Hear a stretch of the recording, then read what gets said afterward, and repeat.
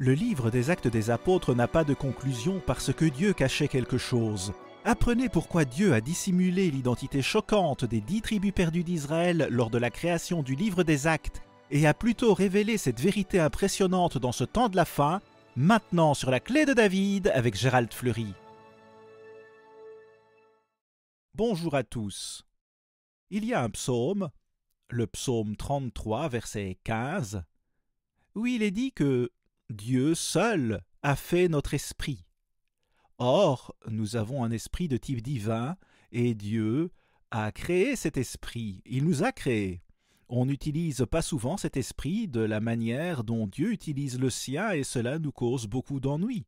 Des hommes très méchants ont utilisé leur esprit pour emprisonner l'apôtre Paul et finalement le martyriser ou le tuer à cause du message qu'il proclamait pour Dieu.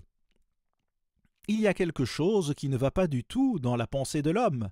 Si vous regardez la fausse éducation d'aujourd'hui, les gens ferment leur esprit à Dieu et à ce qu'il a à leur dire, et ils ne s'occupent pas de la cause des problèmes, ils s'occupent des effets, et ils ne sont pas éduqués dans les vérités fondamentales de Dieu, qui sont le fondement d'un monde bon et merveilleux. Considérez toutes les prophéties que Dieu a faites à propos de différentes nations, Babylone, Tyr, Sidon, Ashkelon, Écron, l'Égypte, l'Assyrie, la Chaldée, la Perse, la Grèce et Rome. Toutes ces nations et tous ces empires ont été prophétisés et cela s'est passé exactement comme Dieu l'a dit. Et vous pouvez le prouver. Il n'est pas si difficile de prouver que c'est le cas. Je vous ai parlé récemment de 3 livres du Nouveau Testament qui n'ont pas de conclusion ou pas de Amen, qui signifie la fin du chapitre. Et j'ai parlé de 2 d'entre eux ces 2 dernières semaines, et j'aimerais vous parler du dernier, qui est, à mon avis, le plus important de tous, et qui est le livre des Actes. J'aimerais vous parler de la raison pour laquelle il n'y a pas encore de conclusion à ce livre. Elle doit encore être ajoutée, mais après le retour de Jésus-Christ. Paul a été enchaîné, dit-il, pour avoir proclamé l'espérance d'Israël. On lui a fait cela à cause de l'espérance d'Israël. Remarquez Acte 28, verset 20. Voilà pourquoi j'ai demandé à vous voir et à vous parler, car c'est à cause de l'espérance d'Israël que je porte cette chaîne. Ils lui répondirent, ces gens, ces partisans qui étaient là, nous n'avons reçu de Judée aucune lettre à ton sujet, et il n'est venu aucun frère qui ait rapporté ou dit du mal de toi.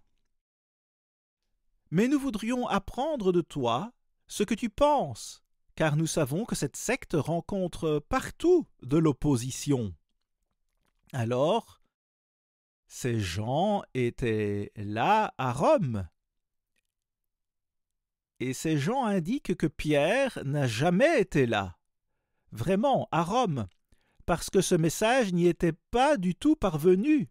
Et certainement Pierre l'aurait délivré, mais de toute façon, on a donné à Paul l'occasion de recevoir des visiteurs et de les enseigner pendant qu'il était en prison. Cela, bien sûr, lui a été vraiment donné par Dieu, mais quoi qu'il en soit, Paul a dit, eh bien, certains d'entre eux ont cru et d'autres non. Et il a dit qu'il leur avait parlé du prophète Ésaïe. Et voici ce qu'il a écrit, verset 26, « Va vers ce peuple et dis, vous entendrez de vos oreilles et vous ne comprendrez point. Vous regarderez de vos yeux et vous ne verrez point. Car le cœur de ce peuple est devenu insensible, ils ont endurci leurs oreilles, et ils ont fermé leurs yeux, de peur qu'ils ne voient de leurs yeux, qu'ils n'entendent de leurs oreilles, qu'ils ne comprennent de leur cœur, qu'ils ne se convertissent et que je ne les guérisse. Donc ici, ce n'est pas ce que Dieu veut pour nous. Il veut que nous entendions et que nous ne fermions pas notre esprit ou que nous n'ayons pas un esprit insensible, mais que nous soyons capables de tout notre être d'écouter Dieu et de tenir compte de ce qu'il dit. Mais la plupart des gens ne le font pas. Ils ferment simplement leur esprit, c'est ainsi que cela se passe dans ce monde et cela peut être dangereux parfois, même pour ceux qui délivrent le message. Remarquez le verset 30. Paul demeura 2 ans entiers dans une maison qu'il avait louée. Il recevait tous ceux qui venaient le voir prêchant le royaume de Dieu et enseignant ce qui concerne le Seigneur Jésus-Christ en toute liberté et sans obstacle. Ainsi, Paul faisait toujours une grande œuvre, mais cela se termine ici, sans conclusion. Pourquoi est-ce le cas? Eh bien, il y a quelques années, un de mes collègues pasteurs a dit que c'était probablement parce que Paul était mort 2 ans auparavant et qu'on ne voulait peut-être pas le dire aux gens. Mais ce n'est pas du tout le cas. Pourquoi? Dieu dit « Elle a du prix aux yeux de l'Éternel la mort de ceux qui l'aiment ». Si vous regardez Acte 9, verset 15, nous irons dans un instant, vous verrez que la 3e partie de la commission de Paul, sa propre commission, n'avait même pas encore commencé. Or, l'on a terminé ce livre. Alors plus tard, il y aura une conclusion, à la fin des actes. Mais pourquoi Dieu l'a-t-il conclu de cette façon? Pourquoi? Eh bien, en partie parce que Paul allait vers les tribus perdues d'Israël et que Dieu ne voulait pas révéler grand-chose sur l'endroit où elles se trouvaient à ce moment-là, mais il avait un moment où il allait le faire. Remarquez Acte 9 et le verset 15. Mais le Seigneur lui dit « Va, car cet homme est un instrument que j'ai choisi pour porter mon nom devant les nations, devant les rois et devant les fils d'Israël. » Il devait donc à la fin retourner en Israël. Alors, Dieu ne voulait pas tout révéler sur Israël à ce moment-là parce qu'il avait prévu un meilleur moment où il allait expliquer au sujet d'Israël et qui ils étaient et surtout dans le temps de la fin, au moment des bénédictions du droit d'aînesse à Israël, l'Amérique et la Grande-Bretagne principalement. Et c'est à ce moment-là que Dieu voulait fournir la compréhension de qui était Israël, où ils étaient et ce que Dieu attendait d'eux, ainsi que les punir pour ne pas l'avoir accompli. Considérez quelque chose dans les Écritures qui est vraiment de base. Daniel écrivit à Israël, mais quand il leur a écrit, Israël était déjà en esclavage. Ces messages n'étaient donc pas destinés à ces gens à ce moment-là. Si vous regardez Daniel 12, versets 4 et 9, Dieu y dit que Daniel est seulement pour ce temps de la fin et aucun autre temps. C'est une déclaration forte. L'on n'avait pas la presse à imprimer et tout le reste pour faire passer un message et Dieu voulait faire passer ce message, le rendre complet et donner ce message sur Israël à la toute fin.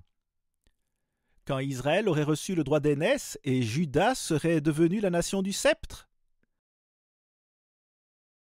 Or, j'aimerais vous lire quelque chose ici qui a été écrit dans le livre Les Anglo-Saxons selon la prophétie, le livre le plus mystérieux de toute la Bible. Pour la plupart des gens, c'est celui de l'Apocalypse. Mais le livre de Daniel est la clé pour comprendre le livre de l'Apocalypse. Ce n'est que dans le livre de l'Apocalypse que les événements mondiaux relatifs à toutes les prophéties sont décrits chronologiquement. Le livre de l'Apocalypse, par conséquent, détient la clé pour mettre ensemble toutes les prophéties selon une bonne chronologie. Et l'Apocalypse était également un livre fermé et scellé jusqu'à nos jours. Eh bien, qu'est-ce que vous en pensez? J'ai écrit un livre intitulé « Daniel dévoile l'Apocalypse ».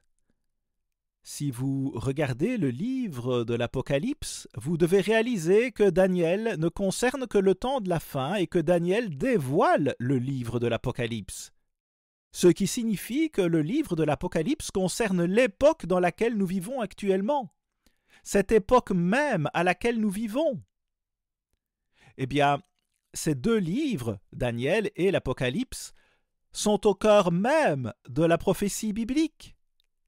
Et ici, Dieu dit que la totalité de cela est pour maintenant. Et même dans ce temps de la fin, 90% de toutes les prophéties bibliques s'adressent à ce temps de la fin.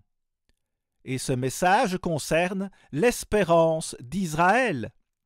Il s'agit de l'espérance du monde. Et Paul a été mis en prison plusieurs fois, puis martyrisé, tué à la fin de son travail. Mais, encore une fois, si vous vous concentrez sur le livre de l'Apocalypse, eh bien, il n'y a tout simplement aucune explication pareille et Dieu ne voulait pas entrer dans ce sujet à l'époque de l'apôtre Paul. Il voulait le faire maintenant, à la toute fin, mais Paul pensait qu'il vivait dans le temps de la fin.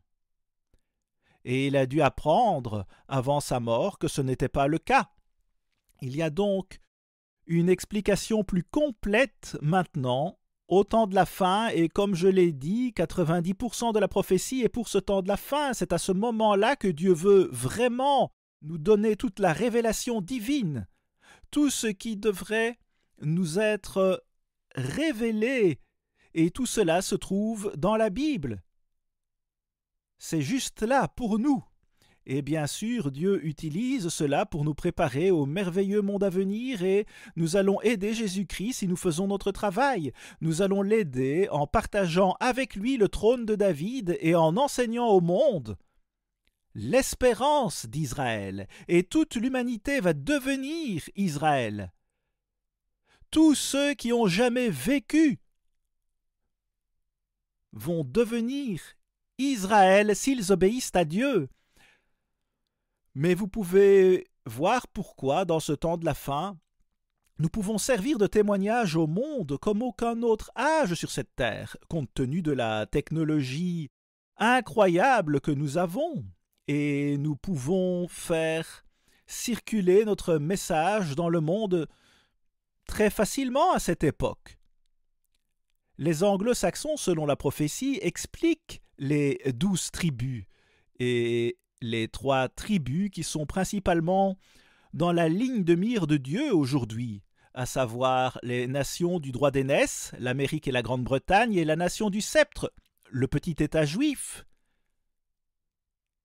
Et Dieu a une certaine colère contre ces 3 nations parce qu'elles n'ont pas fait passer son message et n'ont pas été l'exemple qu'il voulait qu'elles soient. Elles ne l'ont pas fait. Dieu a donc donné cette instruction ici, dans le temps de la fin. Voici une autre citation de Herbert W. Armstrong tirée de son livre « Les Anglo-Saxons selon la prophétie ».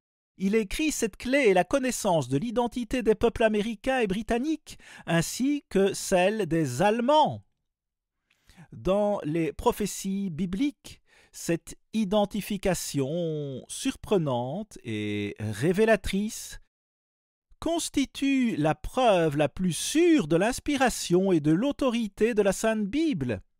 Elle constitue en même temps la meilleure preuve de l'existence du Dieu vivant. C'est la plus grande preuve de l'existence de Dieu et de l'inspiration et de l'autorité de la Bible. C'est une grande déclaration, mais c'est absolument vrai. Personne d'autre n'a fait cela. C'est dans son livre « Les Anglo-Saxons selon la prophétie ». Et il vous explique tout cela. Et Dieu lui a révélé cela. Et c'est pourquoi il a pu écrire ce livre. Et il a certainement reconnu que le mérite en revient à Dieu parce que Dieu l'a inspiré à faire exactement cela. Or, nous sommes dans les derniers jours Et voici la clé principale. Si nous voulons ouvrir la compréhension de la Bible, nous devons savoir qui est Israël et où il se trouve. Et ce livre vous expliquera tout cela. Nous avons envoyé plus de 6 millions de ces livres par la poste et cela a vraiment et réellement construit l'œuvre de Dieu au fil des ans. De nos jours, je le dis encore, nous disposons d'une excellente technologie d'imprimerie et aussi des moyens de transport formidables dans le monde entier. Donc il est aujourd'hui beaucoup plus facile de transmettre notre message au monde qu'au jour de Paul, bien sûr. Alors, M. Armstrong poursuit en parlant de la Bible et comment un tiers de la Bible est consacré à la prophétie. Et il dit que cela s'adresse à notre époque. Et il dit, si vous comprenez qui est Israël, cela rend la Bible vivante et cela vous émeut et vous remue comme rien d'autre ne pourrait le faire. Un tiers de la Bible est constitué de prophéties et les gens de ce monde ne comprennent pratiquement rien au sujet de la prophétie. Il ne devrait pas en être ainsi, mais l'homme qui enseignait cela est mort en 1986 et je vous le dis, nous devons savoir l'identité de ces nations si nous voulons comprendre la prophétie biblique. Concernant ce même homme, il est venu et dans Matthieu 17, versets 10 et 11, cela dit, les disciples lui firent cette question. Pourquoi donc les scribes disent-ils qu'Élie doit venir premièrement? Il répondit, il est vrai qu'Élie doit venir et rétablir toutes choses. Maintenant, passons au verset 28 du chapitre 16. Là, il parle d'une vision de sa venue. Il ne venait pas à ce moment-là, mais il y a un homme qui vient avant sa seconde venue, qui restaure toutes choses. Toutes choses. Eh bien, il s'agit de toute la vérité de Dieu. Toute la vérité de Dieu avait été perdue. Et qui croit cela? C'est quand même ce que dit votre Bible et c'est ce que Christ lui-même a dit. Tout cela doit arriver dans ce temps de la fin. Vous voyez, Dieu voulait que cela soit la conclusion des actes, disons, ou la conclusion que la plupart des gens auraient voulu. C'est pour ce temps de la fin. Mais Paul aura encore son 3e voyage à la fin du livre des Actes. Avant que tout cela ne soit terminé, il est certain que cela sera complété au temps de Jésus-Christ et il est à la porte en train de frapper parce qu'il est sur le point de revenir. M. Armstrong a également écrit un livre intitulé « Le mystère des siècles » qui est vraiment l'essentiel de la Bible. C'est un résumé de la Bible entière. Il explique ce qu'est la Bible et l'explique pour que vous puissiez la comprendre. Dieu voulait que ce livre soit écrit dans ce temps de la fin. Et M. Armstrong a même dit qu'il avait l'impression de ne pas l'avoir écrit du tout. Le contenu a été tout simplement déversé dans son esprit et il a juste copié les mots que Dieu lui a donnés. C'était presque comme si les mots avaient été transférés dans son esprit. Il savait que Dieu lui avait donné cette vérité.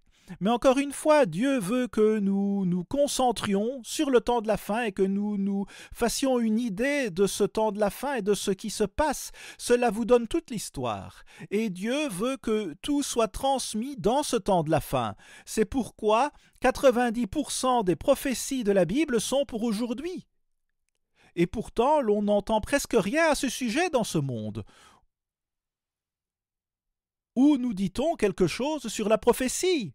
Et pourtant, c'est l'enseignement même que Dieu va utiliser pour préparer ses prémices dans ce temps de la fin, afin qu'il règne avec Jésus-Christ sur le trône de David. C'est une vérité étonnante. Pensez à toutes les bénédictions du droit d'aînesse que l'Amérique et la Grande-Bretagne ont reçues. Ce sont les deux nations qui ont reçu ces bénédictions du droit d'aînesse, pas cette petite nation au Moyen-Orient, l'État juif. Mais cette nation a la promesse du sceptre, à savoir qu'un juif sera assis sur le trône de David depuis l'époque de David jusqu'à la seconde venue de Christ. Et en même temps, Au même moment, bien que nous ayons les bénédictions du droit d'aînesse, elles nous seront retirées si nous ne tenons pas compte du message d'avertissement de Dieu. Il veut nous bénir quand même. Rappelez-vous, les États-Unis ont commencé avec 13 petits États. C'était une toute petite nation. C'était également le cas pour la Grande-Bretagne, et pourtant, juste après le début des années 1800, ces nations ont commencé à devenir les plus grandes. La Grande-Bretagne est devenue le plus grand empire jamais vu sur cette terre, de tous les temps, et l'Amérique est devenue la plus grande nation jamais vue sur cette terre. Dans la Bible, Dieu vous parle de toutes ces prophéties concernant de petites nations, alors ne parlerait-il pas de la Grande-Bretagne et de l'Amérique dans ce temps de la fin? Bien sûr qu'il le ferait. Le bon sens devrait nous le dire. Vraiment, à un moment donné, ces nations possédaient presque 2/3 des richesses et des ressources du monde. Comment cela est-il arrivé? Eh bien, vous pouvez le lire dans Genèse 35, verset 11, à propos d'une nation et d'une multitude de nations. Il s'agit de l'Amérique et de la Grande-Bretagne. Tout cela est expliqué dans les Anglo-Saxons selon la prophétie. M. Armstrong a écrit qu'il s'agit d'une multitude de nations unies ensemble, pas un gouvernement légal, mais uniquement par le trône de David. Eh bien, qu'en pensez-vous? Ce trône de David a rassemblé l'Empire, le grand empire. Le trône de David l'a rassemblé. Mais savez-vous qu'aujourd'hui l'on a perdu ce trône? Et il y a un autre trône qui a été donné à quelqu'un d'autre en 2017, le 16 janvier de cette année-là. Dieu a promis qu'il y aurait toujours un homme, un roi ou une reine assis sur le trône de David, depuis l'époque de David jusqu'à sa seconde venue. C'est une merveilleuse vérité. Et vous devez commander ma brochure intitulée « Le nouveau trône de David ». C'est vraiment un livre merveilleux et inspirant. Je pourrais juste vous mentionner ceci. Si vous voulez savoir pourquoi Israël est perdu, et pourquoi il ne connaît pas sa propre identité, je vais vous proposer un livre qui vous le dira et cela vous choquera probablement. Pourquoi les 10 tribus sont-elles devenues perdues? Eh bien, nous avons une brochure intitulée « Quel est le jour du sabbat chrétien ?» Elle vous expliquera tout cela et je crois que vous serez stupéfait par ce qu'elle dit. Voici ce que dit le verset 22 de Luc 21, « Car ce sont des jours de vengeance pour l'accomplissement de tout ce qui est écrit. Toutes choses seront accomplies dans ce temps de la fin. Malheur aux femmes qui seront enceintes et à celles qui allaiteront. » Et ainsi de suite. Si elles ne prêtent pas attention à ce que Dieu dit, il va y avoir toutes sortes de miracles que Dieu va accomplir dans le temps qui précédera sa seconde venue, qui est à la porte. 2 ou 3 écritures vous l'indiquent dans votre propre Bible que c'est si proche. Tous ces problèmes nous entourent et le monde est totalement rempli d'armes de destruction massive. Comment allons-nous nous en sortir? Seul Dieu peut nous en sortir. Toutes ces choses qui sont écrites vont s'accomplir. 90% de toutes les prophéties, tout cela doit s'accomplir. Nous devons en obtenir la compréhension complète afin que Dieu ait toute cette éducation prête à enseigner le monde entier et il y aura une nation de personnes justes, les prémices qui le soutiendra. Et ce sera un temps merveilleux, tellement merveilleux, c'est l'espérance et la réalité, c'est l'espérance d'Israël et du monde entier. À la semaine prochaine, ici Gérald Fleury, au revoir les amis.